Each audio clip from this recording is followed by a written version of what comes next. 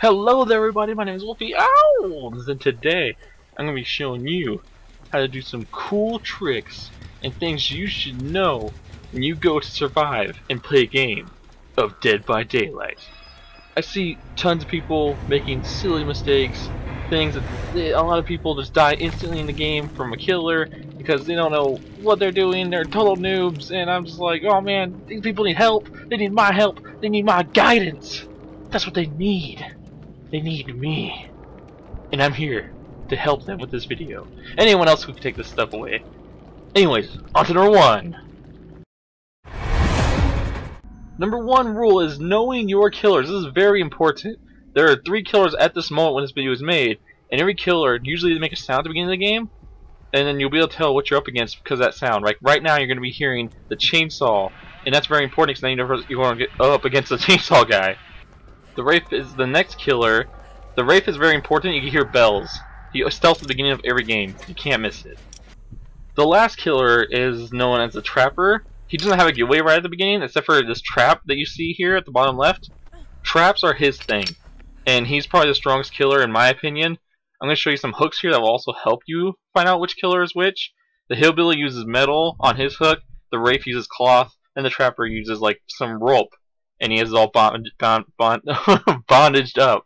So this is very important for you to know when you start a game. So keep an eye out for this stuff. It is a big deal. This next one is generators. Generators, or gens as we like to call them, is very important because every game you have to deal with 5 generators. Every game, no matter what. That's how all the games are right now, and you have to deal with them. Basically, generators have skill checks. And this is very important to know. Skill checks are a big deal because that's how you solve generators quicker. As you can see, we'll pop it right here. We'll pop it up real quick right here. This is a skill check. This will pop up in the middle of your screen. You also get a little sound QT that lets you know it's about to pop up. But that red part right there is you. You need to get that red part in that white part. It's called. I like to call it the sweet spot. So that red line you have to get in that sweet spot. Go for the sweet spot. Don't go for the white part. It can screw you over sometimes. It's better to get in the sweet spot than to get no sweet spot at all. Seriously, it is a big deal because if you screw up, it's a big problem for everyone. And also, leaving generators at 99% and not finishing them is a really good tactic. A lot of people actually do it. It's really smart if you just leave a generator at 99%. The top players, I should say, do it the most because if you get them all to 99%, you can easily just run around and just hit them all at once within a second, and then the killer gets a little scrambled and he doesn't know what to do at that point. So it's really good to do that. Really great strategy, really great tactic. Number 3 is coding to each other. Many people have already figured out how to code to each other. As you can see right here, if you're hooked, spam M1. Don't complete it, spam it. If the killer is camping, this is very important for people around you to let them know, okay, the killer's camping, I can't get him right now, or if I am going to get him right now, I have to make sure I know where the killer is. So, very important to code to your team. This is a very big deal, so they at least know what they're walking into. One thing that I think is annoying is when like people don't code to their team.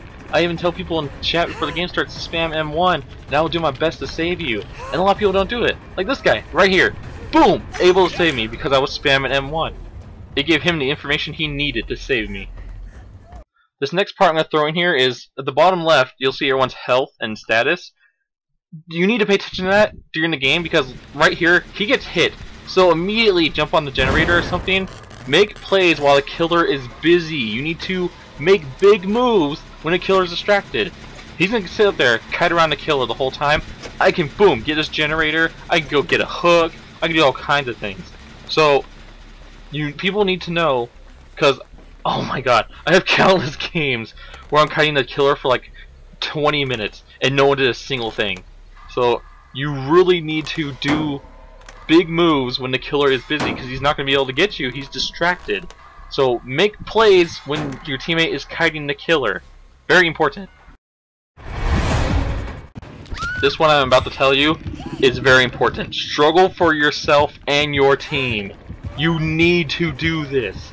Like, a lot of people just quit. They just go, they're like, okay, well, I got hooked and no one's gonna come for me, you know, I'm just gonna kill myself. That is retarded. That is dumb. If you kill yourself, you are the dumbest person ever. I'm sorry. But, like, you need to struggle. You not only will get points for struggling, you will also help out your team and also distract the killer from going for your team. This is extremely important. I don't care, like, whenever it is, you need to struggle. And, like, if you don't care for your team, do it for yourself. You get points from it.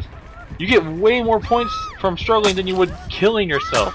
I'm going to throw up a little chart right here for you guys to see the difference. If you look at the difference from not struggling to struggling, there's a big difference. You get only like less than 10 points if you don't. You get over 400 plus if you do. You help your team.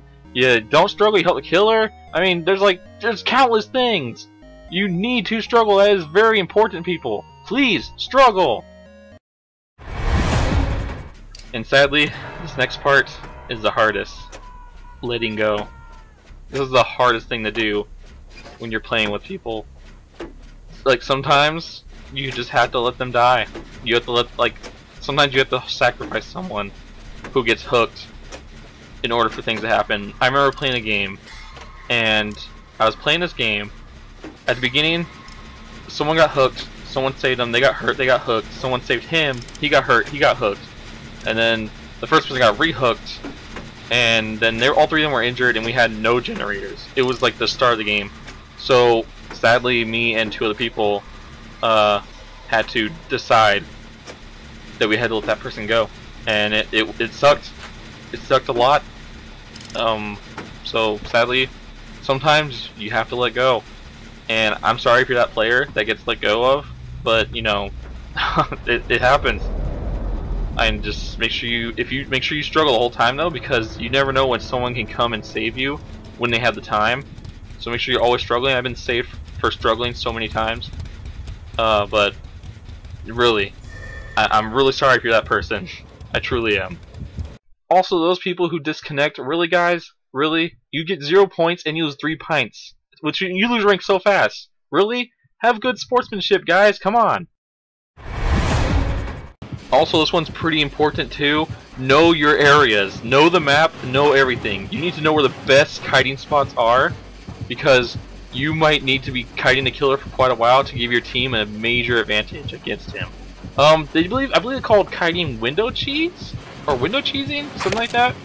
I don't know why they call it that. I like to call it kiting. There's like OP kiting spots. I'm going to show you a few of them after this one. And then like these kiting spots are crazy. They're like OP, you'll never get hit. It's great. And then eventually the killer will have to leave. And then your team will probably have most of the generators by then. You really need to do this. It's very important to know your maps. Then, like I said, I am showing you 2 other kiting spots that are like great spots. You need to learn the best spots for kiting, and basically the killer can't do anything. If the killer stays on you the whole time you're kiting him, he's only hurting himself. You may sit here and go, oh man, I'm not getting anything done. He's hurting himself.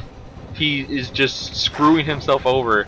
He should totally go for someone else, or else your team's gonna get all the generators, and then you'll just be able to escape eventually when he decides he's get bored of you. Or maybe he'll even gamer rage and just disconnect. It's always funny when they do that. They do that a lot when you kite them in like an infinite loop. It's really funny. Do it, guys. Learn this. Now, since we're talking about kiting, the Trapper and the Hillbilly are good people to talk about. The Trapper is very important because you can easily walk into a trap. The Trapper is almost impossible to kite because you can trap every window, every spot, every perfect kiting area. It's terrible. Be very careful of traps when you're playing against the Trapper, because your kiting areas might not work at all. Pay close attention. And now talking about the Hillbilly. The Hillbilly is good to know. You need to watch out for that chainsaw. It will one-shot you. It is very powerful, but he can only go in a straight line when he starts using it. So you need to know when to move and when to juke and duck behind things. You need to really be able to turn fast at a quick moment and keep that chainsaw just far away from you. As you'll see here, he keeps coming at me, but I keep turning around vehicles the last moment, and he keeps wanting to use that chainsaw because it gives him a good speed boost. But then turn when he decides to start sprinting forward with it. You need to really do this stuff if you want to survive against the chainsaw guy, because if you don't, you're going to get chainsawed, you're going to go down, and you're pretty much gonna be screwed at that point.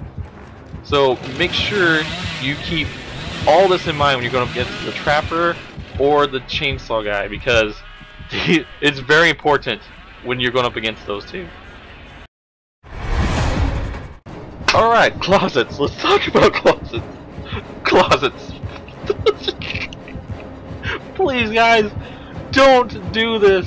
Don't go in a closet. If a killer finds you, which is easily because he can hear you breathing, it's an instant down. You are instantly down.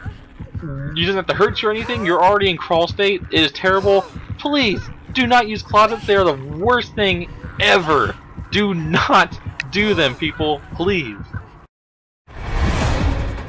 Alright, now that we have some of that stuff out of the way, I'm about to teach you two risky pro moves. Pro move number 1 is pretty risky, as well as pro move number 2, but these are both risky pro moves. They will put you at major risk. You may die from them. Alright, so the trap save is very important. It only works against the trapper, but as soon as he goes to put a trap down, go in for the save. Go in, start hooking him. See how he's busy right there? Look at him. Just busy putting that trap down. He can't stop you. You get her off, now you both can get out of there. Yeah, you might get hit once, but you both escape. And you didn't have to disarm a trap or anything. It didn't get complicated or any of that stuff. It works, but it is extremely risky. Only do this if you're in the right position and if you are willing to risk your life, because you might actually get caught and killed by doing this. It is extremely risky, but the pros do it though. Alright, pro move number 2. Extremely as risky as the first one. If this one's not done right, it won't work and you'll just screw yourself out of like trying to have something to kite around later and stuff. It's pretty risky. I've done it twice my whole time ever playing, and this is very important. A lot of conditions have to be met though. A lot of conditions have to be met for this to work out. For starters, you have to be by a plank. Like me right here. You have to be by a plank for you to knock over and be on the opposite side of the killer. Right here's the plank on the right, and because I am right by it and the killer's on the opposite side, I'm in great position. And then the killer also has to be carrying someone. He has to be picking someone up and carrying them. With all these meeting, he has to also come through the plank that direction. Out of all the directions, he's picked that direction. And then what happens is that you need to go and knock the plank over right as he's walking towards it, which not only will stun him, but it will also release the person he is carrying. It is known as the stunner release combo. Look at that. The other person's free, we can both run off, it's great, we all live. And I stunned him, I get points. This is a really risky move, but it has amazing reward, and it will make you look so cool with your friends. The stunning release combo is awesome. Alright guys, well that's 10 cool techniques and things you should probably know, and you should definitely learn if you don't know. All these will help you be a much better player at trying to survive. It's very important to know all these. Every time I go into a match, I keep all this stuff in mind. Besides the risky pro moves, I only ever do those if I happen to be in that situation. But I do them. Like I said, they barely ever. You're ever in that situation, barely ever. But when you are, I mean, hey, you might want to go for it, and it will make you look good. You look pretty awesome. But anyways, the main point is these tips and everything will help you be a much better survivor in Dead by Daylight. I really suggest you keep all this stuff in mind, and you'll be able to survive tons of countless games, and who knows, maybe all this stuff or some of it might get you to rank 1 and you'll be up there with the pros. Anyways, thank you guys so much for watching. I hope these tips help you guys out and you guys enjoy playing some Dead by Daylight. I'll see you guys in the next one. Peace! Right here real quick. Put you up, and let's show you this baby. My chainsaw. Yeah. Oh yeah. Oh yeah. It looks beautiful, don't it? It's my baby. I polished everything. Oh my god, this chainsaw is terrifying. Oh my god, are you serious? Really? Why did you change your mind and come after me? Oh god. Run. Run. He's right behind me, isn't he? Oh, put that down. Running. Running. Running. Move. Get out of here. Get out of the way. Go, go, go, go, go. Move.